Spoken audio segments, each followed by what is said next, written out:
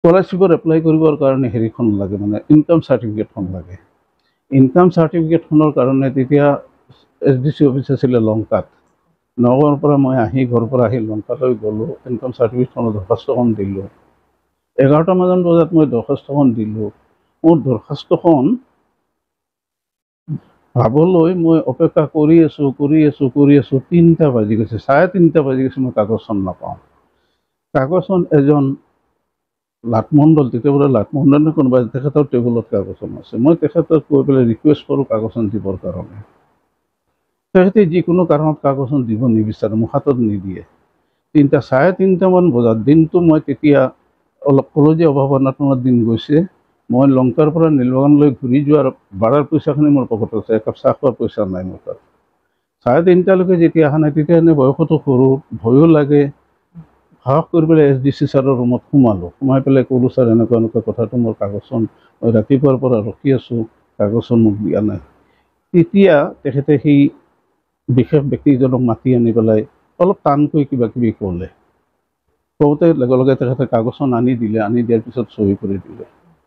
সেইদিনাখন এই মুহূৰ্তত মই এটা শপত খাইছিলোঁ, যদি মই জীৱনত চৰকাৰী চাকৰি কৰোঁ বা আন কিবাই কৰোঁ, মই কোনো মানুহক জীৱনত কষ্ট নিদিওঁ। মেইন হৈছে শিক্ষকসকল আৰু অভিভাৱকসকল। মোৰ দেউতা মৰহুম শ্বেখ হাজী ইয়াকুব আলী, তেখেতে সদায় এটা কথা, মানে জীৱনত কিবা এটা হ'ব লাগে, জীৱনত কিবা এটা কৰিব লাগে। ঘৰুৱা ভাষাত তেখেতে এটা কথা কৈছিলে, প্ৰথমে বেটা হৈ লোৱা। 1981 চনত নগাঁও মহাবিদ্যালয়ৰ পৰা BSc পাছ কৰি পুনৰাই মই সেই বছৰতে 1979 চনতে BSc ফাইনেল দিয়াৰ আগতেই মই নীলবাগান ME মাদ্ৰাছা শিক্ষক হিচাপে নিযুক্তি পাওঁ। অসম চৰকাৰৰ ইণ্ডাষ্ট্ৰি ডিপাৰ্টমেণ্টতো এক্সটেনশ্যন অফিচাৰ হিচাপে এপইণ্টমেণ্ট পাওঁ। লগতে 1983 চনৰ জুলাই মাহতে ইউনাইটেড বেংকত মই নিযুক্তি পাওঁ। 2টা নিযুক্তি পত্ৰ একেলগে পালোঁ। পাই পেলাই 2টা তোলাচনীত চাই পেলাই কিবা বেংকৰ চাকৰিটোৰ কাৰণে বেছি ভাল লাগিল, গতিকে বেংকতে জইন কৰিলোঁ।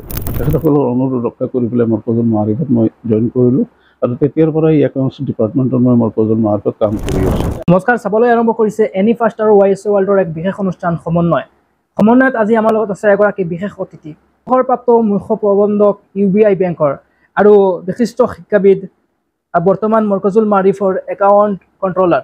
আপোনাক আমাৰ এই অনুষ্ঠানলৈ স্বাগতম জনাইছোঁ।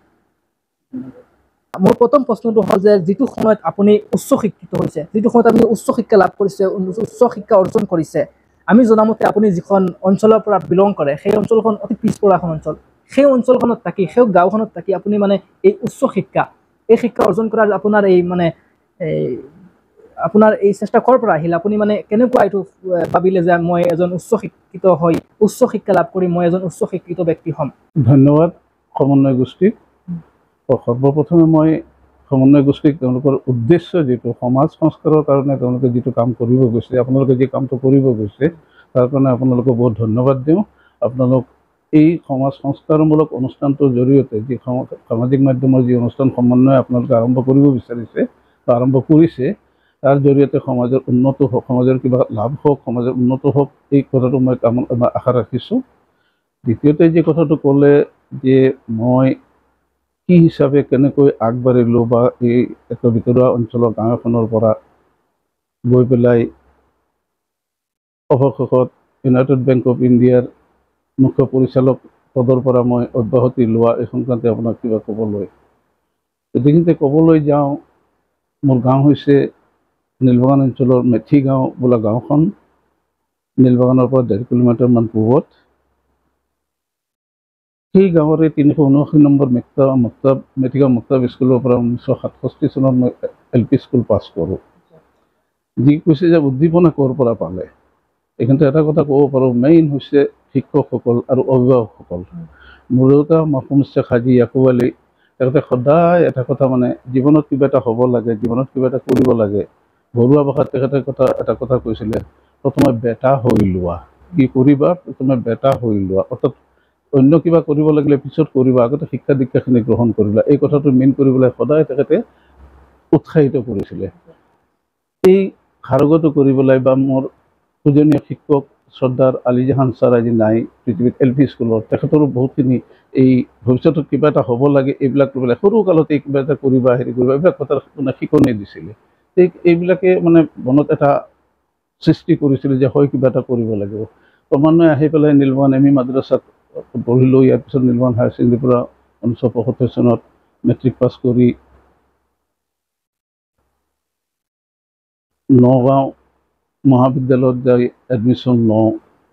এইখিনি কৰোঁতে তেতিয়াৰ দিনত 1967 বা 60ৰ দশকত পৰিয়ালৰ আৰ্থিক দিশৰ পৰা বহুতখিনি অভাৱ অনাটন আছিলে। সেই অভাৱ অনাটনৰ মাজেদি দেউতাই কোনো অৱস্থাতে পঢ়া শান্ত কৰিব লাগে, পঢ়া বাদ দিব লাগে বা হেৰি কৰিব লাগে কোনো হেৰি তেখেতে সদায় মানে উৎসাহ দি আছিলে। যিমান পাৰে লগত মানে যিখিনি সহায় হেৰিও লাগে এজন অভিভাৱকে এটা তেওঁৰ বাচ্চাৰ কাৰণে যিখিনি কৰিব লাগে সেইখিনি কৰি গৈছিলে। আৰু তেখেতৰ সেইখিনি কথা সাৰোগত কৰি তেখেতৰ আশীৰ্বাদ দোৱাখিনি সাৰোগত কৰি মোৰ আম্মাৰ দোৱাখিনি সাৰোগত কৰি পেলাই দাদাসকলেও বিৰাট সহায় কৰিছিলে। মানে পঢ়া শুনা কৰিব লাগে সেইখিনি পিছত আছিলে। এই কথাটো লৈ পেলাই আগুৱাই গৈছিলোঁ। ক্ৰমান্বয়ে গৈ পেলাই এটা সময়ত 1981 চনত নগাঁও মহাবিদ্যালয়ৰ পৰা BSc পাছ কৰি পুনৰাই মই সেই বছৰতে 1979 চনতে BSc ফাইনেল দিয়াৰ আগতেই মই নীলমোহন ME মাদ্ৰাছাত শিক্ষক হিচাপে নিযুক্তি পাওঁ। ইয়াতে 4.5 বছৰ মই শিক্ষকতা কৰোঁ। এই 4.5 বছৰত বিভিন্ন বিভাগত প্ৰথমৰ পৰা এটা উদ্দেশ্য আছিলে যে চাকৰি কৰা, ব্যৱসায় বাণিজ্যৰ প্ৰতি মোৰ হেৰি নাছিলে, কিবা চাকৰি মানে চৰকাৰী চাকৰি কৰাৰ এটা আভিয়াস আছিলে। সেই হিচাপে এই 4 বছৰত মই বিভিন্ন ধৰণৰ ইণ্টাৰভিউবিলাক দি আছিলোঁ বিভিন্ন বিভাগত। সেই হিচাপে অসম চৰকাৰৰ ইণ্ডাষ্ট্ৰি ডিপাৰ্টমেণ্টতো এক্সটেনশ্যন অফিচাৰ হিচাপে এপইণ্টমেণ্ট পাওঁ। লগতে 1983 চনৰ জুলাই মাহতে ইউনাইটেড বেংকত মই নিযুক্তি পাওঁ। দুটা নিযুক্তি পত্ৰ একেলগে পালোঁ। পাই পেলাই দুয়োটা তোলাচনীত চাই পেলাই কিবা বেংকৰ চাকৰিটোৰ কাৰণে বেছি ভাল লাগিল, গতিকে বেংকতে জইন কৰিলোঁ। তাতে জইন কৰাৰ পিছত কেইবাটাও প্ৰমোশ্যনৰ হেৰি কৰি মানে পাই পেলাই বিভিন্ন জেগাত কাম কৰি 2017 এপ্ৰিল মাহত United bank of India Dhakuakhana শাখাৰ পৰা অব্যাহতি লওঁ। এইখিনি আছিলে মোৰ চাকৰি জীৱনৰ হেৰিটো। তাৰ পৰা অব্যাহতি লোৱাৰ পিছত 17 চনত অব্যাহতি লওঁ। 17 চনৰ নৱেম্বৰ মাহত অক্টোবৰ মাহত বৰ্তমান মৰকজুল মাআৰিফৰ সভাপতি বৰ্তমান আজমল CS ৰ মুখ্য উপদেষ্টা শামছুল হক চৌধুৰী চাওক আৰু লগতে দবকাৰ আমাৰ ফৰিদুদ্দিন ছাৰ, তেখেত দুয়োজন। তেতিয়া মই 2017 মোৰ পৰিয়াললৈ মই গুৱাহাটীলৈ হেৰি কৰিলোঁ ছোৱালীখিনি শিক্ষাৰ কাৰণে, পঢ়া শুনাৰ কাৰণে মই গুৱাহাটীলৈ শিফ্ট কৰিছিলোঁ। তাতে গুৱাহাটীত গৈ তেখেতসকলে লগ কৰিলোঁ। লগ কৰি পেলাই এটা ৰিকুৱেষ্ট কৰি আবেদন কৰিলে যে মৰকজত মই আহিব লাগে, তেওঁলোকৰ অকণমান মানে তেতিয়া তেওঁলোকৰ কৈছে আৰু এতিয়া আমাৰ মৰকজত আহিবৰ কাৰণে তেখেতে এটা মোক ৰিকুৱেষ্ট কৰিলে। ইন দ্য মিন টাইম মই মুথুত ফাইনেন্সত ইণ্টাৰভিউ দি পেলাই চাংমাজি ব্ৰাঞ্চৰ মেনেজাৰ হিচাপে এপইণ্টমেণ্টটো পাইছিলোঁ। মই এটা ট্ৰেইনিঙত কলিকতাত 7 দিনৰ ট্ৰেইনিঙত যাব লাগে। এই কথাটো হৈছিলে। মই টিকেট কৰিব গৈ আছোঁ শনিবাৰে, শুক্ৰবাৰে ৰাতি তেখেতে গৈ পেলাই ৰিকুৱেষ্ট কৰাৰ পিছত চানমাৰী মুথুত ফাইনেন্সৰ হেৰিটো এৰি মই কি কৰিলোঁ, আকৌ 2018 জানুৱাৰী মাহত 1 জানুৱাৰীত আহি পেলাই তেখেতসকলৰ অনুৰোধ ৰক্ষা কৰি পেলাই মৰকজুল মাআৰিফত মই জইন কৰিলোঁ। আৰু তেতিয়াৰ পৰাই একাউণ্টছ ডিপাৰ্টমেণ্টত মই মৰকজুল মাআৰিফত কাম কৰি আছোঁ। এইখিনিতে দুটামান কথা মই লগত এটা বিশেষ এটা কথা মই যোগ দিব বিচাৰোঁ। মই তেতিয়াৰ প্ৰি ইউনিভাৰ্চিটি আছিলে, এতিয়া হায়াৰ ছেকেণ্ডেৰী স্কলাৰশ্বিপত এপ্লাই কৰিবৰ কাৰণে হেৰিখন লাগে, মানে ইনকাম চাৰ্টিফিকেটখন লাগে। ইনকাম চাৰ্টিফিকেটখনৰ কাৰণে তেতিয়া SDC অফিচ আছিলে লংকাত। নগাঁৱৰ পৰা মই ঘৰৰ পৰা আহি লংকালৈ গ'লোঁ। ইনকাম চাৰ্টিফিকেটখনৰ দৰখাস্তখন দিলোঁ। 11টামান বজাত মই দৰখাস্তখন দিলোঁ। মোৰ দৰখাস্তখন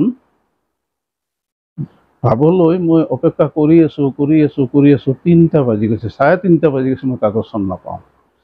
কাগজখন এজন লাটমণ্ডল, তেতিয়াৰ লাটমণ্ডল কোনোবা তেখেতৰ টেবুলত কাগজখন আছে। মই তেখেতক কৈ পেলাই ৰিকুৱেষ্ট কৰোঁ কাগজখন দিবৰ কাৰণে।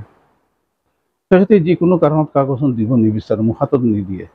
3:30মান বজাত দিনটো মই তেতিয়া অলপ কলজীয়া অভাৱ অনাটনৰ দিন গৈছে। মই লংকাৰ পৰা নীলবাগানলৈ ঘূৰি যোৱাৰ ভাড়াৰ পইচাখিনি মোৰ পকেটত আছে, একাপ চাহ খোৱাৰ পইচা নাই মোৰ তাত। 3:30লৈকে যেতিয়া অহা নাই, তেতিয়া এনে বয়সতো সৰু, ভয়ো লাগে, সাহস কৰি পেলাই SDC ছাৰৰ ৰুমত সোমালোঁ। সোমাই পেলাই ক'লোঁ, ছাৰ এনেকুৱা এনেকুৱা কথাটো মোৰ কাগজখন মই ৰাতিপুৱাৰ পৰা ৰখি আছোঁ, কাগজখন মোক দিয়া নাই।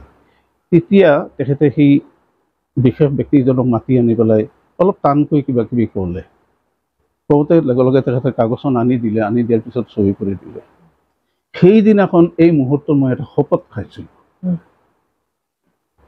যদি মই জীৱনত চৰকাৰী চাকৰি কৰোঁ বা আন কিবাই কৰোঁ, মই কোনো মানুহক জীৱনত কষ্ট নিদিওঁ তেওঁৰ কামৰ কাৰণে। আৰু বিশেষকৈ চৰকাৰী কাম কৰিলে, চৰকাৰী চাকৰি যদি মই কৰোঁ, কোনো দিনে মই কোনো মানুহক মই কোনো ধৰণৰ অন্যায় ধৰণে কোনো ধৰণৰ জাজমেণ্টবিহীন কোনো কাম নকৰোঁ। বিশেষকৈ মই খোলাকৈ কৈছোঁ, কাৰোবাৰ পৰা কোনো পইচা লোৱাৰ কোনো ধৰণৰ ধান্দা নকৰিম।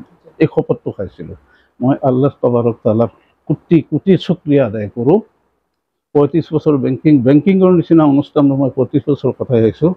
আল্লাহ মোক নিৰাপদে একেবাৰে যেনেকুৱা প্ৰমিছটো কৰিছোঁ, প্ৰমিছটো ৰক্ষা কৰাই মোক ঘূৰাই আনিছে। যাৰ কাৰণে আজিও ইমান বছৰ হৈছে মই চাকৰিৰ পৰা ৰিটায়াৰো কৰিলোঁ। পুৰণা বিভিন্ন ব্ৰাঞ্চৰ পৰা মানুহে এতিয়াও যোগাযোগ কৰি এতিয়াও খা খবৰ লয়, ছাৰ কেনে আছে, কি কথা কি বতৰা। এনেকুৱাও আছে কোনোবা এজন LP স্কুলৰ শিক্ষক আমাৰ এই কামপুৰৰে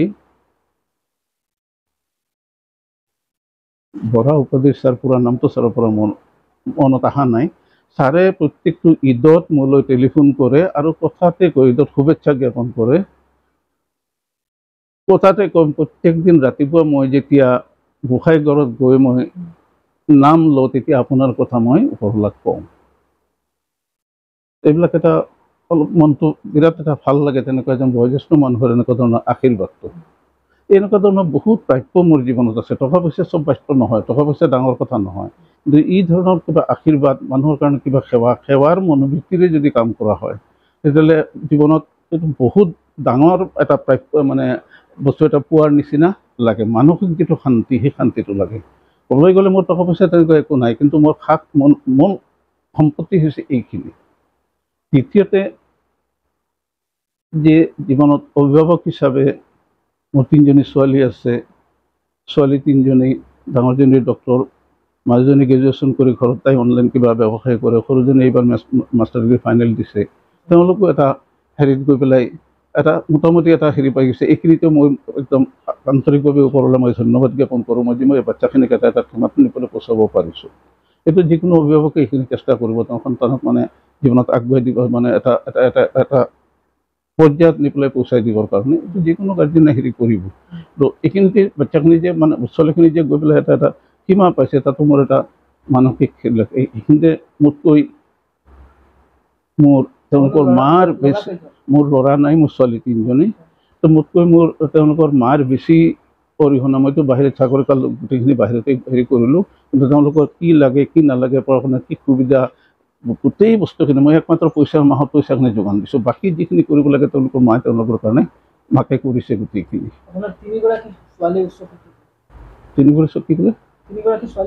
3জনে শিক্ষক, ডাঙৰজনী ডক্টৰ, এইবাৰ মাষ্টাৰ ডিগ্ৰী কমপ্লিট কৰিছে। হেৰিতে আপোনাৰ পেথলজিৰ মাষ্টাৰ ডিগ্ৰী জাষ্ট কমপ্লিট কৰিছে। যোৱাকালি সেইটো কোৰ্চটো শেষ হৈছে, ৰিজাল্টটো ভাল হৈছে, ভাল লাগিছে। ঠিক আছে, বেংগলোৰৰ এখন ডাঙৰ এখন অনুষ্ঠানৰ পৰা। এটা মানে কথা যে আপুনি ইমান দিন বেংকিং মেনেজাৰ আছিলে, বেংকত মেনেজাৰ আছিলে, এটা অভিযোগ উঠে, বহুত অভিযোগ উঠে যে বেংকৰ মেনেজাৰে টকা লৈ লোন দিয়ে মানুহক। কিন্তু আপুনি ইমান দিন চাকৰি কৰিছে, আমি এতিয়ালৈকে ক'তো এবাৰো শুনা নাই যে আপুনি টকা লৈ মানুহক লোন দিছে। মানে কেনেকৈ সম্ভৱ? আপুনি এজন মানুহ ডাইৰেক্টলি শুদ্ধ পথে চলা, কেনেকৈ সম্ভৱ? এইটো যদি কোনোবাই মন ভাঙে, এইটো হৈছে লোভ কথাটো, টকা পইচাৰ প্ৰতি লোভ। হেৰিটো এই বস্তুটো মোৰ কোনোদিনে নাছিলে। ইয়াৰ পিছত এটা কথা, মই যে ঘটনাটো ক'লোঁ 1976 যিটো ঘটনা ক'লোঁ লংকা SDC অফিচৰ, সেইদিনাখনে যিটো শপত মই খাইছিলোঁ, সেই শপতৰ হেৰি পেলাই মোৰ এইফালে টকা পইচাৰ ফালৰ পৰা কোনোদিনে হেৰি হোৱা নাই। আৰু ডাঙৰ কথাটো হৈছে, মই যিদিনাখন বেংকত জইন কৰিব যাম, তাৰ আগদিনাখন ৰাতি মোৰ মৰহুম আব্বাজানে মোক 3টা কথা কৈছিলে। 3টা কথাৰ ভিতৰত প্ৰথম কথাটো কৈছিলে, কালিৰ পৰা যাবাগৈ চৰকাৰী অনুষ্ঠান চাকৰিত জইন কৰিবা। চৰকাৰী অনুষ্ঠানত বহুত মানুহ আহিব, মুছলমান মানুহ আহিব, হিন্দু মানুহ আহিব, এনেকুৱাকৈ উল্লেখ কৰি পেলাই কৈছিল, হিন্দু মানুহ আহিব। কোনো দিনেই মোৰ নাই মুছলমান মানুহ আহিছে নে হিন্দু আহিছে এই কথাটো মনত নানিবা। এটা কথাই ভাবি যে মোৰ ওচৰত কিবা কামৰ কাৰণে এজন মানুহ আহিছে, প্ৰত্যেককে মানুহ হিচাপে ট্ৰিট কৰিবা। এই এটা প্ৰথম উপদেশটো তেখেতৰ এইটো আছিলে।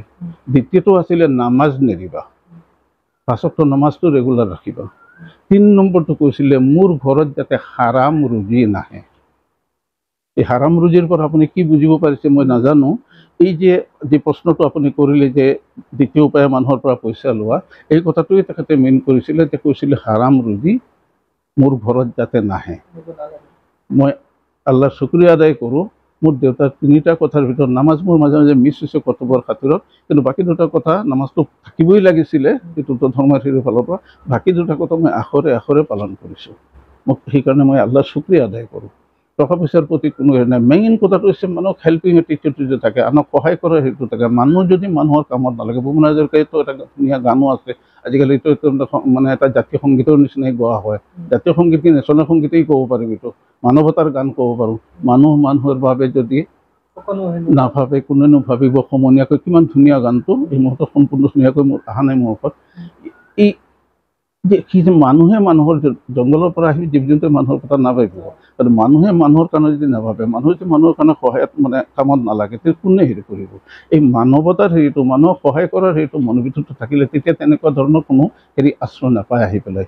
2 নম্বৰে কিবা চিন্তা কৰা, কাৰোবাৰ পৰা পইচা লোৱা, সেই কথাখিনি আহি পেলাই নাপায়। মানে আপুনি ধৰক সমাজত যদি জীয়াই থাকিব লাগে, মই দ্বিতীয় পক্ষ যি মোৰ সন্মুখত মানুহ আহিছে, মোৰ লগত যদি কোনোবা এজন মানুহ আহিছে লগ কৰিবলৈ, সেইজন কি, সেইটো আমি চোৱাত কৈ সেইজন মানুহ, সেইটো চোৱা আটাইতকৈ বেছি দৰকাৰ। সেইটো মোৰ দেউতাই যিটো মোৰ আব্বাজানেতো মোক হেৰিটো সুধিছিলে, মোক যিটো মানে সাৱধান বাণী কৰি দিছিলে 1983 14 জুলাইৰ ৰাতি তেখেতে মোক এছাৰ নমাজৰ পিছত মাতি নি পেলাই এইখিনি কথা, এই 3টা কথাই মোক কৈছিলে, আন একো কোৱা নাই। 3টা কথাই। 15 জুলাইত মই গৈ পেলাই বেংকত জইন কৰিছিলোঁ, মহিলাবাৰীত প্ৰথম জইন কৰিছিলোঁ। এই আগদিনাখন ৰাতি তেখেতে এই 3টা কথাই মোক কৈছিলে, কালিৰ পৰা যাবা, গৈ বাহিৰত যাবা, মানুহ পাবা, সমাজত কি কৰিবা, এই 3টা কথা তুমি মনত ৰাখি মই আজি কৈ দিলোঁ। প্ৰথম কথাটো তেখেতৰ মানে মোক দেউতা হিচাপে তেখেতৰ বয়োজ্যেষ্ঠ শিক্ষাদীক্ষা খুব এটা নাছিলে, কিন্তু 1952 তেখেতৰ LP স্কুলৰ শিক্ষক হিচাপে আছিলে, যিকোনো কাৰণত শিক্ষকতা এৰি দিছিলে। কিন্তু তেখেতৰ নীতি নিয়ম ইমান, আপোনালোকে হয়তো জানে তেখেতৰ জীৱনটো কেনেকুৱা আছিলে। তো এই কথাখিনি যে মই ৰাখিব পাৰিছোঁ, ওপৰলা শুক্ৰিয়া আদায় কৰোঁ। আজিলৈকে তেনেধৰণে যি হিন্দু মুছলিমে ভাৱটো যে নাহে মনত, মানুহ হিচাপে চবকে হেৰি কৰোঁ। বা জীৱনত বহুতখিনি মানুহক লগ পাইছোঁ, কথাই কথাই মানুহখিনিয়ে এই কথাখিনি গমো পাইছে যে মানুহজন এনেকুৱা এটা ভাৱধাৰাৰ মানুহ, এটা চিন্তাধাৰাৰ মানুহ, আৰু তেনেকুৱা 2-4 এনেকুৱাও হৈছে যে সেই কথাখিনিকেই মানুহখিনিয়ে অনুধাৱন কৰি পেলাই তেনেকুৱাও তেওঁলোকে এটা ৰাস্তা লৈছে। হওক আমাৰ মুছলমানেই হওক বা নন মুছলিমেই কোনোবা হওক, তেনেকুৱা হেৰিটো লোৱাত মোৰ বহুত হেৰি আছে।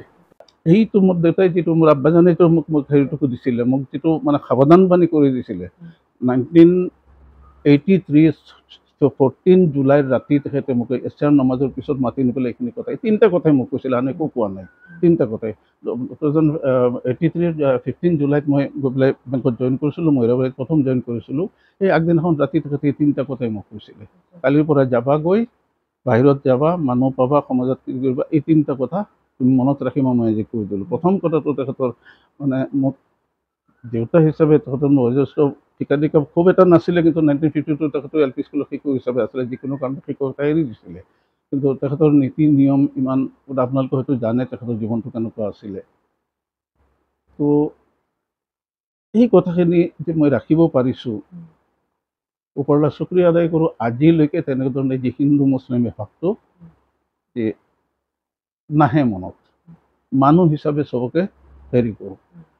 বা জীৱনত বহুতখিনি মানুহক লগ পাইছোঁ, কথাই কথাই মানুহখিনিয়ে এই কথাখিনি গমো পাইছে যে মানুহজন এনেকুৱা এটা ভাৱধাৰাৰ মানুহ, এটা চিন্তাধাৰাৰ মানুহ, আৰু তেনেকুৱা 2-4 এনেকুৱাও হৈছে যে সেই কথাখিনিকেই মানুহখিনিয়ে অনুধাৱন কৰি পেলাই তেনেকুৱাও তেওঁলোকে এটা ৰাস্তা লৈছে। হওক আমাৰ মুছলমানেই হওক বা নন মুছলিমেই কোনোবা হওক, তেনেকুৱা হেৰিটো লোৱাত মোৰ বহুত হেৰি আছে। এখন সমাজ বা এটা জাতি আগুৱাই যাবলৈ শিক্ষা কিমান প্ৰয়োজন? চব শিক্ষা কিমান প্ৰয়োজন ইছলাম ধৰ্মত প্ৰথম হেৰিটো হৈছে শিক্ষাৰ কথাটো ৰসুল্লাহ সাল্লাল্লাহু আলাইহি ওয়াসাল্লামৰ ওচৰত যেতিয়া আল্লাহ তৰফৰ পৰা ফেৰিস্তা জিব্ৰাইল আলাইহিছ সালাম আহিছিলে প্ৰথম বাণীটোও লৈ আহিছিলে শিক্ষাৰ কথাটো শিক্ষা অবিহনে এটা এটা জাতি একেবাৰে এখন পৰিয়ালৰ পৰা আৰম্ভ কৰি এটা সমাজ এখন জাতি এখন কোনো অৱস্থাতে আগবাঢ়িব নোৱাৰে শিক্ষাটো লাগিবই এটা কথা মনত পৰে আপুনি কওঁতে এইখিনিতে তেতিয়া ষষ্ঠ মানত এটা বাক্য পঢ়িছিলোঁ ইংৰাজী এটা পাঠত যে books are the chief carriers of civilisation books are the chief carriers of civilisation সভ্যতাৰ মেইন বাহন হৈছে কিতাপ আৰু সেই কিতাপেই হৈছে শিক্ষাৰ যে শিক্ষা নহ'লে এটা জাতি এখন সমাজ কোনো অৱস্থাতে আগুৱাই যাব নোৱাৰিব সভ্য জাতি হিচাপে গণ্য নহ'ব গতিকে শিক্ষাটো অসম্ভৱ ধৰণে প্ৰয়োজনীয় মই কেতিয়াবা অৰ্থত মই বিশেষকৈ স্কুলীয়া ল'ৰা ছোৱালী পালে বা গাৰ্জেনসকলো পালে এটা কথাই কওঁ যে বাচ্চাটোক পঢ়োৱাৰ কাৰণে চেষ্টাটো কৰোঁ ল'ৰা ছোৱালী পালে তেওঁলোকক কওঁ একদম যিমান পাৰা লাগি পেলাই নিজকে শিক্ষিত কৰি তোলা নিজকে শিক্ষিত কৰিলে পিছত গৈ পেলাই তুমি কি কৰিবা তোমাৰ কপালত কি আছে সেইখিনি কোনো ক'ব নাই কালি মই কি কৰিম আজি মই ক'ব নোৱাৰিম কিন্তু মোৰ এটা উদ্দেশ্য থাকিব লাগে যে মই এইখিনি জেগাত গৈ পেলাই পঢ়িম এতিয়া বাচ্চাবিলাকক বিশেষকৈ ল'ৰা ছোৱালীবিলাকে এইখিনি কথা কওঁ তোমালোকে লাগি থাকা পঢ়া শুনা কৰা আৰু নিজকে অকল পঢ়া শুনা কৰি পেলাই অকল ডাঙৰ শিক্ষিত নহ'ব তাৰ লগতে মানৱীয় যিখিনি গুণৰ দৰকাৰ সুশিক্ষাৰ মানৱীয় নৈতিক যিখিনি শিক্ষাৰ দৰকাৰ লগতে সেইখিনিও লাগিব এইখিনিতে মই অলপ আগতে মই কৈছিলোঁ 1979ত আহি পেলাই মই শিক্ষকতাটো জইন কৰিছিলোঁ মানে শিক্ষকতা কৰিছিলোঁ 4.5 বছৰ বেংকত যোৱাৰ আগে সেই মোৰ শিক্ষকতা আমলতো মই সেই ল'ৰা ছোৱালীখিনিক সি একেটাই হেৰিকে কৈছিলোঁ অকল কিতাপৰ জ্ঞানখিনি নহয় লগতে নৈতিক হেৰিখিনিৰ মানে উন্নতি সাধনৰ বহুত মানে স্বভাৱ চৰিত্ৰৰ সেইখিনি উন্নতি সাধনৰ বহুত দৰকাৰ সমাজত গৈ পেলাই তাত প্ৰভাৱ পৰে অকল কিতাপৰ জ্ঞানে গৈ পেলাই নহয় কিতাপৰ জ্ঞানে তোমাক কিবা এটা চাকৰি ইত্যাদি ব্যৱস্থাটো দিব বা তাৰ কামত সহায় কৰিব লগতে নৈতিক হেৰিখিনি নাথাকে মই অলপ কৈছোঁ যদি নৈতিক হেৰিখিনি থাকিলে এই যে মানৱতাবোধৰ যি কথাটো যে মানুহক হেল্পিং এটিটিউডৰ যি কথাটো ক'লে এইবিলাক বস্তু এইখিনি আনে এই নৈতিকতা সেইখিনি আনে আৰু দ্বিতীয়তে এই যে শিক্ষাই মানৱ সম্পদ গঠন কৰে এই মানৱ সম্পদ বিভিন্ন দেশত গৈ পেলাই সম্পদৰ যেনেকুৱা ব্যৱহাৰ কৰা হয় বিভিন্ন ধৰণৰ সম্পদ আজি আপোনালোকে এই কেমেৰা লৈ ঘূৰি আছে এটা সম্পদ তাৰ এটা ব্যৱহাৰ হৈ আছে সেই মানৱ সম্পদ গৈ পেলাই সমাজত দেশৰ কাৰণে সমাজৰ কাৰণে তেওঁৰ পৰিয়ালৰ কাৰণে বিভিন্ন ধৰণৰ কামত লাগে শিক্ষা অবিহনে এটা জাতি জীয়াই থকাৰ কোনো উপায় নাই এইটো আপোনালোকেও জানে ইছলাম ধৰ্মৰ প্ৰথম শিক্ষাৰ কথাটো আহিছে এনেকুৱাকৈ আহিছে শিক্ষা অৰ্জন কৰিবৰ কাৰণে সুদূৰ চীন দেশলৈ যোৱা প্ৰয়োজন হ'লে সুদূৰ চীনলৈ যোৱা তাতে ইছলাম ধৰ্ম গ্ৰহণ কৰিবৰ কাৰণে কোৱা হোৱা নাই ৰাসূলুল্লাহ সাল্লাল্লাহু আলাইহি ওয়াসাল্লাম এই কথাটো কৈছিলে সুদূৰ চীনলৈ যোৱা যদি তাতে অকল যে ইছলাম ধৰ্ম শিক্ষাৰ কাৰণে নহয় তাতে সেই শিক্ষা যিকোনো শিক্ষাই হ'ব পাৰে শিক্ষা নিজক উন্নতিৰ কাৰণে শিক্ষা অবিহনে চলাৰ কোনো এটা সমাজ আগবাঢ়ি যোৱাৰ কোনো উপায় নাই অসম্ভৱ ধৰণে এটা জাতি এটা সমাজ এখন পৰিয়াল এজন ব্যক্তি অসম্ভৱ ধৰণে দৰকাৰ বৰ্তমান সময়ত এজন সন্তানৰ প্ৰতি পিতৃ মাতৃৰ শিক্ষা দিয়াৰ ক্ষেত্ৰত পিতৃ মাতৃৰ কি দায়িত্ব আছে পিতৃ-মাতৃক শিক্ষিত কৰা পিতৃ-মাতৃয়ে তেওঁলোকৰ সন্তানক শিক্ষিত কৰাৰ ক্ষেত্ৰত বহুতখিনি দায়িত্ব আছে এটা ল'ৰা বা এজনী ছোৱালীৰ প্ৰথম কথাতে কোৱা হয় প্ৰথম শিক্ষক হৈছে তেওঁৰ মা তাৰ পৰাই আৰম্ভ হয় পৰিয়ালৰ পৰাই আৰম্ভ হয় এটা বাচ্চাক শিক্ষিত কৰিবৰ কাৰণে এটা মানে অলপ ডাঙৰ দীঘল যিখিনি মানে তাৰ যিখিনি ডাঙৰ দীঘল কৰাৰ কাৰণে যিখিনি আছে কিন্তু কৰিয়ে আছে কিন্তু তাক লগতে শিক্ষিত কৰাৰ কাৰণে যিখিনি বহুতখিনি কৰিব লগা থাকে মা দেউতাকে সেইখিনি কৰিব লাগিব আজিৰ যিটো প্ৰজন্ম প্ৰসংগত মই এটা কথা কৈছোঁ যোৱা ৰাতি মোৰ মাজু ছোৱালীজনীয়ে মোক এটা প্ৰশ্ন কৰিছিলে আমি এনেই কেতিয়াবা অলপ কথা পাতোঁ কথাই ছোৱালীজনীয়ে কৈছিলে আব্বা তেতিয়াৰ আপোনালোকৰ সময়ৰ যি আছিলে পঢ়া শুনাৰ যি সমাজৰ যি ব্যৱস্থা আছিল আৰু বৰ্তমান হেৰিটো যি অৱস্থা যি চেঞ্জটো আহিছে এই লাষ্ট 40 বছৰত 45 বছৰত আপুনি কোনটোক বেছি প্ৰিফাৰ কৰে আগৰটোক প্ৰিফাৰ কৰে নে এতিয়াৰটো আগৰটোক ভাল বুলি ভাবে নে এতিয়াৰটো কুৱেশ্যনটো অকণমান জটিল খুব শুনাত অলপ সহজ হ'লে অকণমান জটিলো লাগিছে মোক মানে দুইজনে আমি এনে কথা পাতোঁতে যোৱা ৰাতিৰ কথাটো কৈছোঁ তেতিয়া মানে এটা কথা ক'লোঁ তেতিয়াৰ যিটো সময়ৰ কাৰণে সময়টো আছিল এতিয়াৰ মানে ৱাৰ্ল্ডটো হৈছে চেঞ্জৰ হেৰিৰ লগতে সেই যে আৰু এটা সময় আছে কথা আছে যে চেঞ্জিঙত যদি এডজাষ্ট কৰিব পৰা নাযায় তেতিয়া তিষ্ঠি থাকিব পৰা নাযাব। ইংলিছ চেণ্টেঞ্চটো মই এই মুহূৰ্তত মনত অহা নাই। গতিকে সময়ৰ লগত খাপ খুৱাই চলিব লাগিব। তেতিয়াৰ সময়ত যিটো আছিলে এতিয়াৰ সময়, এতিয়া হৈছে তোমাৰ এই যিটো গ্ল'বেলাইজেশ্যন যিটো কোৱা হৈ আছে, যান্ত্ৰিক যুগ ক'বলৈ গ'লে পাৰোঁ, আৰু কেইদিন পিছত AI কথাটো হৈ আছে, আৰ্টিফিচিয়েল ইণ্টেলিজেন্সৰ কথাটো আহি আছে। গতিকে চেঞ্জৰ লগত মিল খাব লাগিব তিষ্ঠি থাকিবলৈ হ'লে। দ্বিতীয়তে আপুনি যিটো কৈছে মা দেউতা হৈছে কি, প্ৰত্যেক মা দেউতাৰ বাচ্ছাৰ প্ৰতি এটা আশা থাকে যে মোৰ বাচ্চা ডাঙৰ মানুহ হওক, কিবা এটা হওক। এই আশাটো পূৰণ কৰাবলৈ হ'লে মই এটা কথা আপোনালোকৰ যোগেদি মই মা দেউতাসকলক অভিভাৱকসকলক এটাই আহ্বান জনাম, কোনো দিনে যাতে ল'ৰা ছোৱালীক প্ৰেছাৰাইজ কৰি থকা নহয়। যিমান পাৰে ল'ৰা ছোৱালীক উৎসাহিত কৰি থাকিব লাগে। তাক যিখিনি দৰকাৰ, তাৰ পঢ়া শুনাৰ কাৰণে যে সা সুবিধা দৰকাৰ, সেইখিনি পৰ্যাপ্ত পৰিমাণে এইখিনি সহায়টো তাক মানে দি থাকিব লাগে। কিন্তু তুমি আজি ডক্টৰ হ'বই লাগিব, ইঞ্জিনিয়াৰ হ'বই লাগিব, অমুকটো হ'বই লাগিব, তেনেকুৱাকৈ প্ৰেছাৰাইজ কোনো অৱস্থাতে কৰিব নালাগে। যদি প্ৰেছাৰাইজ কৰা হয়, সেই বাচ্চাই গৈ পেলাই শেষত গৈ পেলাই আজিকালি কিছু কথা শুনা যায়, কথাৰ কথা আপোনালোকে জানে, প্ৰায় কথাত ল'ৰা ছোৱালীয়ে আত্মহত্যা কৰে এইবিলাক কাৰণতে। মা দেউতাৰ আশা পূৰণ কৰিব নোৱাৰি সি গৈ পেলাই বিভিন্ন ঘাত প্ৰতিঘাতৰ সন্মুখীন হয়, সেই আশামতে সি আগুৱাই যাব পৰা নাই, তেতিয়া গৈ পেলাই সি মানসিকভাৱে ভাঙি পৰি পেলাই আত্মহত্যালৈকে মানে ৰাস্তাটো ল'ব লগা হয়। গতিকে মই অভিভাৱকসকলক এটা কথাই মই আপোনালোকৰ এই অনুষ্ঠানৰ জৰিয়তে কথা ক'ম, ল'ৰা ছোৱালীখিনিক কোনো দিনে প্ৰেছাৰাইজ কৰিব নালাগে, তুমি এইটো কৰিব লাগিব, সিটো কৰিব লাগিব। সিহঁতৰ ইচ্ছামতে আগুৱাই যাব দিব লাগে। মাত্ৰ এটা কথা লক্ষ্য ৰাখোঁ, সিহঁতক কিবা বেয়া ৰাস্তা লৈছে নেকি, বেয়া সংগ লৈছে নেকি, এই কথাটোৰ পৰা মানে তেওঁলোক খুব চকু ৰাখিব লাগিব। আকৌ মই প্ৰসংগত মোৰ দেউতাৰ কথা কৈছোঁ, লগৰীয়াত আছিল মোৰ স্কুল জীৱনত এটা কথা তেখেতে কৈছিলে, সন্ধিয়া পিছত ক'তো নাথাকিবা, কোনোবা বন্ধু বান্ধৱৰ কিবা কাম থাকে মোৰ ঘৰত ৰাখিবা, মোৰ ঘৰত দালি ভাত এমুঠি হ'লেও মই খুৱাই পেলাই ৰাখিম, কিন্তু ক'তো গৈ পেলাই ৰাতি তুমি নাথাকিবা। মোৰ এটা কথা বাৰে বাৰে হেৰি কৈছিলে। এইবিলাক কথা বহুত মানে ভাবিলে বহুত ডাঙৰ কথা হয়। ঠিক তেনেকুৱাকৈ মা দেউতাই বাচ্চাখিনিৰ প্ৰতি মানে বাচ্ছা যে বেয়া ৰাস্তাত নাযায়, বেয়া সংকট নপৰে, এইবিলাক লক্ষ্য ৰাখি আৰু তাক যি বিচাৰি আছে পঢ়া শুনাৰ কাৰণে, তাক সিমানখিনি যিমান পাৰে যে উৎসাহিত কৰিব লাগে। উৎসাহিত কৰিলে সি গৈ পেলাই মা দেউতাৰ ছাপৰ্টটো পালে আৰু উৎসাহ পালে এদিন নহয় এদিন বাচ্চাটো গৈ পেলাই এটা কামত লাগিবই, সি কিবা নহয় কিবা এটা কৰিব। মোৰ কথাটো হৈছে অভিভাৱকসকলে কোনো অৱস্থাতে প্ৰেছাৰাইজ কৰিব নালাগে ল'ৰা ছোৱালীক, বাচ্চাখিনিক। এজন শিক্ষক বা শিক্ষাগুৰুৰ যি বিদ্যাৰ্থী আছে, বিদ্যাৰ্থীৰ প্ৰতি কৰণীয় কি কাম আছে নেকি? চাওক, ঘৰুৱা জীৱনত মেইন শিক্ষক মা দেউতা। মা দেউতাই বাচ্চাটো যেতিয়া স্কুলত দিলে, বিদ্যালয়লৈ পঠিয়ালে, তেতিয়া গোটেইখিনি দায়িত্ব বেছি মানে আমাৰ শিক্ষকসকলক, শিক্ষাগুৰু শিক্ষয়িত্ৰীসকলৰ ওপৰত পৰে। মই অলপ আগতে যেনেকৈ ক'লোঁ যে মা দেউতাই উৎসাহিত কৰিব লাগে, শিক্ষাগুৰুসকলেও ল'ৰা ছোৱালী ল'ৰা ছোৱালীক শিক্ষা দান কৰোঁতে অকল পাঠৰ শিক্ষাতে সীমাবদ্ধ নাথাকি বাচ্চাখিনিক নৈতিক শিক্ষাৰ ওপৰতো গুৰুত্ব দিব লাগে। এইখিনি আৰু শিক্ষাগুৰুসকলে সন্মানীয় শিক্ষয়িত্ৰীসকল বা শিক্ষাগুৰুসকলে যেতিয়া শিক্ষা ল'ৰা ছোৱালীখিনিক হেৰি কৰিব, ল'ৰা ছোৱালীকো এনেকুৱা ধৰণৰ এটা মানসিকভাৱে উদ্বুদ্ধ কৰিব লাগে যে তেওঁ অকল শিক্ষকেই নহয়, তেখেত মানে হৈছে তেওঁৰ দাদা, তেওঁৰ দেউতা, তেওঁৰ মামা, এনেকুৱা ধৰণৰ এটা ভাৱ বাচ্চাখিনিৰ মাজত জগাই তুলিব লাগে, যাৰ ফলত এই বাচ্চাখিনিয়ে ল'ৰা ছোৱালীখিনি শিক্ষকৰ প্ৰতি ভীষণ ধৰণে তেওঁলোকৰ সন্মানবোধ, মানে এই শ্ৰদ্ধাবোধটো বেছিকৈ জাগি উঠে। তেতিয়া হ'ব কি, ল'ৰাটোৱে বা ছোৱালীজনীয়ে এইটো ভাবিব, মই যদি কৰোঁ মোৰ ছাৰে বেয়া পাব, মোৰ বাইদেৱে বেয়া পাব, এই ভাৱটো আহিব। এই ভাৱটো অনাবলৈ যদি পাৰে ছাৰসকলে, তেতিয়া কিন্তু সেই ছাৰ কিন্তু ছাকচেছ।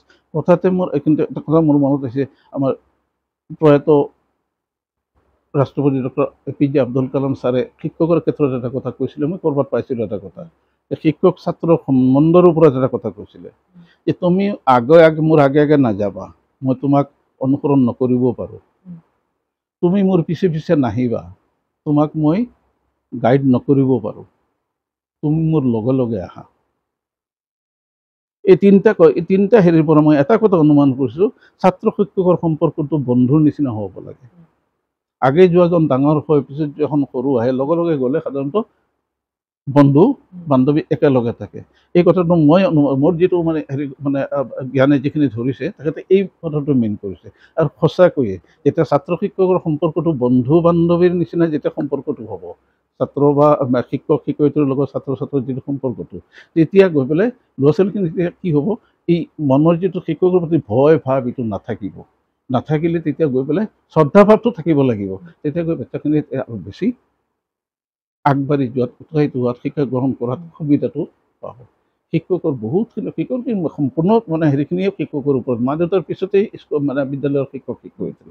তো মই অনুষ্ঠানৰ যোগেদি এটা কথাই ৰাখিম, আৰু চবে জানে, চবে কয়ও কথাটো, যে কিতাপৰ শিক্ষাৰ লগে লগে নৈতিক শিক্ষাখিনি যাতে এইখিনি এই ল'ৰা ছোৱালীখিনি কালিৰ গৈ পেলাই আমাৰ দেশৰ নাগৰিক, সুনাগৰিক। এই যে অলপ আগতে কৈছে যে মানৱ সম্পদ, এই মানৱ সম্পদ গঢ়াত শিক্ষক শিক্ষয়িত্ৰীসকলৰ মানে অৰিহণাৰ সীমা নাই, সীমাহীন। সেইকাৰণে বোধহয় মা দেউতাৰ পিছতে চবতকৈ বেছি শিক্ষক শিক্ষয়িত্ৰী শ্ৰদ্ধাৰ পাত্ৰ। আমি সৰুতে শুনিছিলোঁ মানে যদি ছাৰে বেট দি পেলাই মাৰে, সেই মাৰা জেগাখন হেনো বেহেস্তত যাব, স্বৰ্গত যাব। এনেকুৱাকৈ কি অৱস্থাত ৰাখিছে শিক্ষকৰ স্থান। প্ৰসংগত আৰু এটা কথা মনত হৈছে, হিষ্টৰিকেল ঘটনা এটা। শ্বাহজাহানৰ পুত্ৰ ঔৰংজেবৰ যোন শিক্ষক আছিলে, তেওঁক এদিনাখন নামাজৰ সময়ত অজুৰ পানী দি পেলাই ঔৰংগৰ ওচৰত খাৰা হৈ আছে। তেখেতে সেই হেৰিৰ পৰা অজুৰ পাত্ৰৰ পৰা পানী লৈ পেলাই নিজে অজু কৰি আছে। তেতিয়া শ্বাহজাহানে সেই উস্তাদজনক কৈছিলে, আপুনি কি কৰি আছে? আপোনাৰ ছাত্ৰজন ওচৰত আছে, সি পানী বাকি দিব, আপোনাক পানী ঢালি দিব, আপুনি অজু কৰিব, আপুনি নিজে যে কিয় কৈছে, তাক কওক কৰিবৰ কাৰণে। তাৰমানে শিক্ষকৰ যে মানে হেৰিখিনি মৰ্যাদাখিনি তেখেতে কি হিচাপে দিছিলে ঔৰংজেবৰ ক্ষেত্ৰত। কিন্তু শিক্ষক মানে তেখেতে সেই মৰ্যাদা সম্পন্ন ব্যক্তি শিক্ষক বা শিক্ষয়িত্ৰীসকল একৰ্ডিংলি তেখেতসকলে ল'ৰা ছোৱালীখিনিক কিতাপৰ শিক্ষাৰ লগতে নৈতিক শিক্ষাখিনি দিয়া, মানৱীয় মানৱ সংখ্যাত গঠন কৰাৰ কাৰণে, এখন সমাজৰ কাৰণে এজন মানুহৰ যি যি মানৱীয় গুণ আছে এইবিলাকখিনি বিকাশ কৰি দিয়াৰ দায়িত্বখিনি ছাৰ বাইদেউসকলৰ থাকে।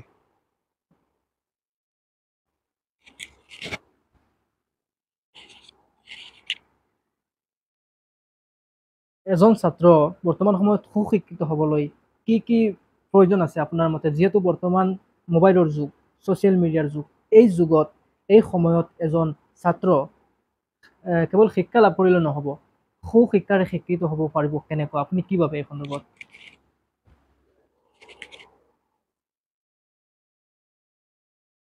এজন ছাত্ৰই তখন জীৱন গঢ় দিবলৈ গ'লে এইমাত্ৰ মই যি ক'লো মানৱীয় গুণ যিখিনি আছে সেই গুণখিনি দৰকাৰ।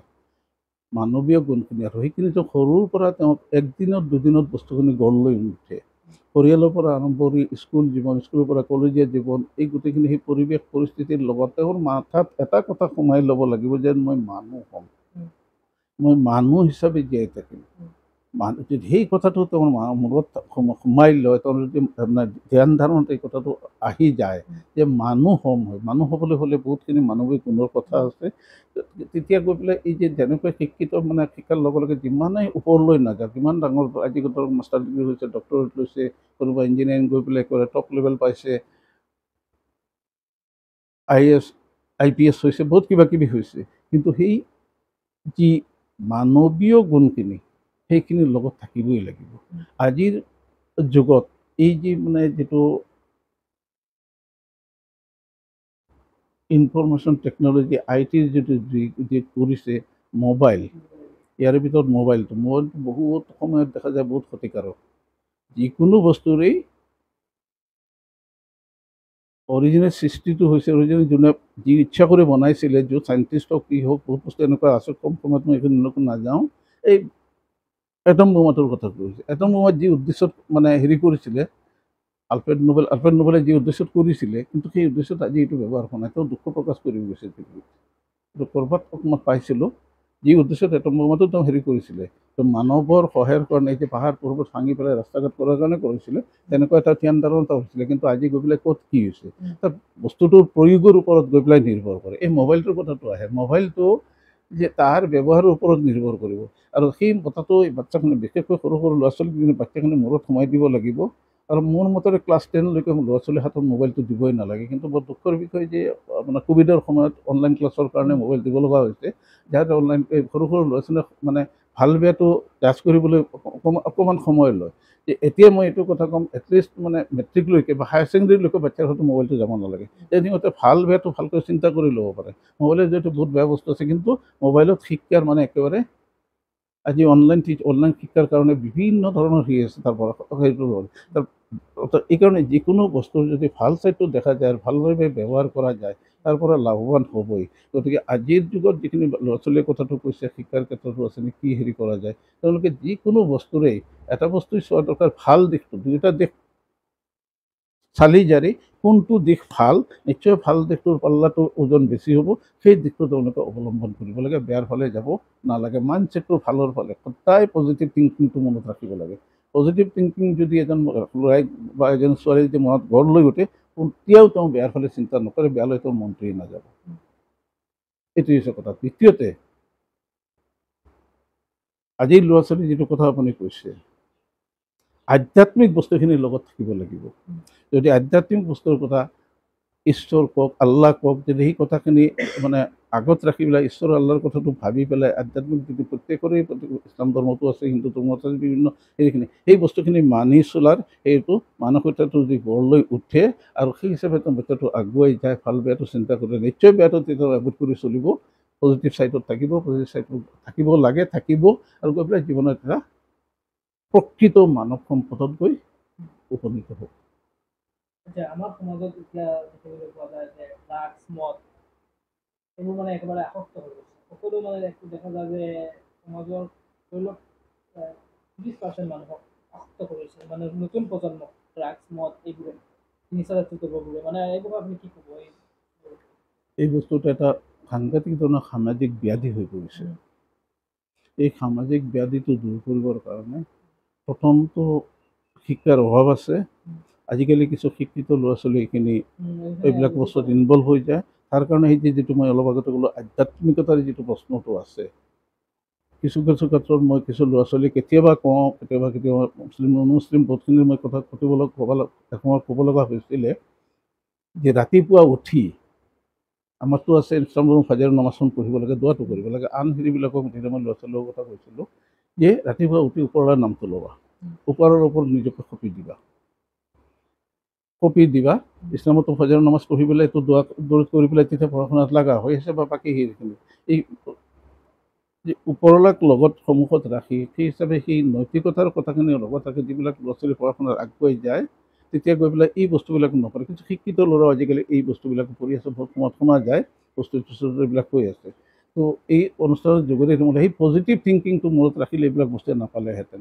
আৰু দ্বিতীয়তে কিছু অৰ্ধশিক্ষিত স্কুলীয়া ল'ৰা ছোৱালী, বিশেষকৈ ল'ৰাৰ ক্ষেত্ৰত বা স্কুললৈ নোযোৱা কিছু দুখীয়া শ্ৰেণীৰ কিছু ক্ষেত্ৰত এইবিলাক বস্তুৱে দেখা দিছে যে সমাজৰ কিছু সংগঠনে এইবিলাক কাম সামাজিক সচেতনতাটো আনিবৰ কাৰণে সমাজৰ দায়বদ্ধশীল ব্যক্তিসকলে ঠায়ে ঠায়ে এইখিনি সভা সমিতি পাতি, সজাগতা পাতি যিমান পাৰে এইখিনি মানে বুজোৱাৰ চেষ্টাটো কৰিব লাগে। কাৰণ এবাৰ বেয়া ৰাস্তাত এটা গ'লে সেইটো বেয়া ৰাস্তাৰ পৰা ঘূৰাই অনাটো সাংঘাতিক হয়। ভাল ৰাস্তাত থকাটোতো বহুত সহজ ক'বলৈ গ'লে, ভাল বেয়া ৰাস্তাত গ'লে ঘূৰাই অনাৰ তুলনাত ভাল ৰাস্তাত থকাটো বহুত ধৰণে সহজ, কিন্তু বেয়া ৰাস্তাত এবাৰ গ'লে তাক ঘূৰাই অনাটো সাংঘাতিক ধৰণে মানে প্ৰব্লেম এটা হৈ যায়। গতিকে এনেকুৱা ধৰণতে সমাজ সচেতনসকলে বিভিন্ন অনুষ্ঠানৰ জৰিয়তে, সজাগতাৰ জৰিয়তে এইখিনি বস্তু মানে বুজোৱাৰ বা সমাজখনক মানে এনেধৰণে সেইখিনি ঘূৰাই অনাৰ প্ৰচেষ্টাটো কৰিব লাগে। এইটো এটা সামাজিক সাংঘাতিক একদম ব্যাধি হৈ দেখা দিছে, এইটো চবে স্বীকাৰ কৰিও মই নিজেও স্বীকাৰ কৰি আছোঁ এই বস্তুটো। কিন্তু তাৰ নিৰাময়টো হৈছে একমাত্ৰ এই স্কুলীয়া ল'ৰা ছোৱালী, কলেজীয়া ল'ৰা ছোৱালীখনক তেওঁলোকৰ মাজত সেই নৈতিকতাৰ হেৰিটো অনা, আৰু যিবিলাক শিক্ষা মানে কম হোৱা বা শিক্ষা স্কুলত তেওঁলোকেও বহুত আছে স্কুলত যোৱাই নাই, এইবিলাক বস্তুত গৈছে, বহুত দুখীয়া ঘৰৰ ল'ৰা ছোৱালীৰ ক্ষেত্ৰত এইবিলাক দেখা যায়, বেয়া ৰাস্তাত গৈছে। এইবিলাক এই সমাজ সচেতন বিভিন্ন অনুষ্ঠানে লগ লাগি পেলাই সমাজত সজাগতা হোৱাৰ জৰিয়তে, বুজনিৰ জৰিয়তে বস্তুখিনি অনাৰ প্ৰচেষ্টা কৰিলে হয়তো নহয় এটা ফল নিশ্চয় হ'ব। আমাৰ যি অনুষ্ঠান সমন্বয়ত আপুনি আহি কথা পাতি কেনেকৈ লাগে? চাওক, মই প্ৰথমেই কৈছোঁ সমন্বয়ৰ যিটো উদ্দেশ্য আপোনালোকে সমাজ সচেতনাৰ কাৰণে, সংস্কাৰৰ কাৰণে, গতিকে আপোনালোকৰ প্ৰচেষ্টাটো ছাকচেছ হওক, এইটো খুব ভালেই হ'ব। আপোনালোকে, মই এটা কথা আজি অনুৰোধ কৰিম, কোনো ধৰণৰ পলিটিকেল হেৰি আপোনালোকে অনুষ্ঠানত নানিব, মানে পৰ্যালোচনাত নানিব। একমাত্ৰ সামাজিক হেৰিৰ কাৰণে আপোনালোকে কামখিনি কৰিব। কোনো পলিটিকেল বিভিন্ন ৰাজনৈতিক দল আছে, হেৰি আছে, এইটো কাৰোবাৰ ছাইড লৈ পেলাই কিবা কৰি পেলাই এই সমন্বয় যেনেকুৱা নাম দিছে, সমন্বয়তে থাকিব, বেলেগ পলিটিকেল বস্তুবিলাকৰ প্ৰশ্ৰয়টো আপোনালোকে নিদিব। মোৰ এটাই অনুৰোধ, তেতিয়াহ'লে গৈ পেলাই আপোনালোকৰ মেইন উদ্দেশ্যটো সাফল্য হ'ব।